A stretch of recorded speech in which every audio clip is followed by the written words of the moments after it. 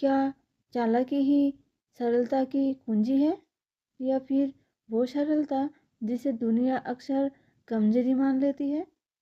आज शिव जी की ये वाणी आपके जीवन जीने का नजरिया बदल देगी। हेलो, सफ़र के साथ में मैं हूँ अशिमा। आप सभी का बहुत बहुत स्वागत है। पिछले एपिसोड में हमने देखा था कि कैसे सत्य का हमेशा जीत होती है। आप सुन रही है 16 नंबर एपिसोड में आज की कहानी सरलता।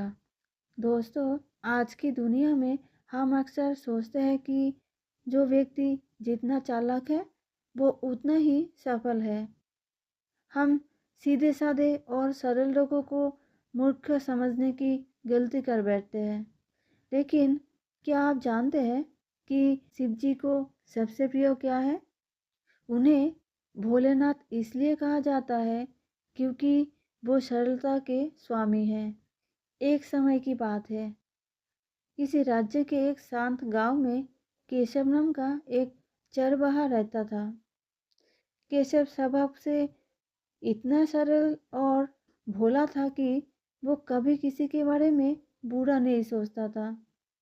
वो अपनी गायों को चराता, जो मिलता उसे शिव जी का प्रसाद मानकर ग्रहण करता और हर समय अपनी ही धुन में मगन रहता। उसी गांव में दामोदर नाम का एक बहुत ही चतुर और स्वार्थी व्यक्ति रहता था। दामोदर को अपनी बुद्धिमानी पर बड़ा घमंड था। वो हमेशा केशव जैसे सरल लोगों का मजाक उड़ाता और उन्हें बेवकूफ़ बनाकर अपना काम निकलवाता था। दामोदर का मानना था कि ईश्वर भी उन्हीं के सुनते हैं जो बड़े बड़े तर्क देते हैं और बहुत ज्ञानी होते हैं। एक बार उस राज्य में भयंकर सूखा पड़ा। गांव के बड़े बड़े विद्वान और पंडित एकत्र हुए। उन्होंने शिव मंदिर में बैठकर कठिन संस्कृत मंत्रों का जप किया। बड़े बड़े तर्क वितर्क किए कि कैसे शिव जी को प्रसन्न किया जाए।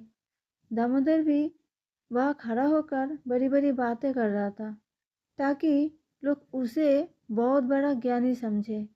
लेकिन कई दिनों तक ना तो कोई फल मिला और ना ही बारिश हुई।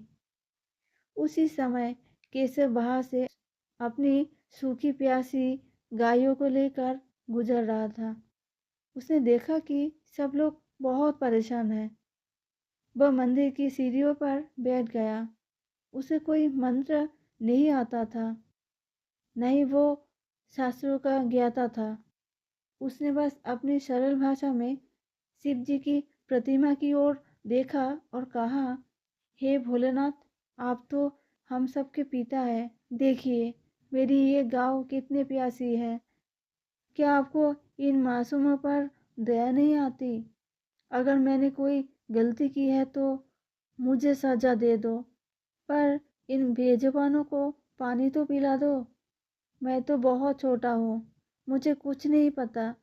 बस आप जो करेंगे सही करेंगे। केशव की आंखों में छल कपट नहीं था, सिर्फ एक बच्चे जैसी सरलता थी। उसने शिव जी को कहीं लालच नहीं दिया, ना ही कोई दिखावा किया। तभी एक चमत्कार हुआ। जैसे ही केशव मंदिर की दहलीज से बाहर निकला, आसमान से घने बादल छा गए और चारों तरफ बारिश होने लगी। गांव वाले दंग रह गए। दामोदर और बाकी विद्वान सोच में पड़ गए कि जो काम उनके बड़े बड़े मंत्र नहीं कर सके, वो इस साधारण चरवाहे की एक पुकार ने कैसे कर दिया। तभी उस मंदिर के कई वृद्ध सन्यासी ने मुस्कुराते हुए कहा, तुम सब ने शिव जी को अपनी बुद्धि और अहंकार से पाने की कोशिश की, लेकिन केशव ने उन्हें अपनी सरलता से पुकारा। ईश्वर शब्दों के भूखे नहीं, वो हृदय के भाव के भूखे हैं। जितनी सरलता हमारे भीतर होगी, हम शिव जी के उतने ही करीब होंगे। चालाकी से हम दुनिया को जीत सकते हैं, पर ईश्वर को केवल सरलता से ही पाया जा सकता है। केशव को तभी कोई घमंड नहीं हुआ।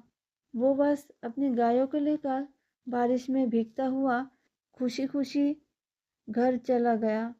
उस दिन पूरे गांव ने सीखा कि सरलता कमजोरी नहीं बल्कि सबसे बड़ी शक्ति है।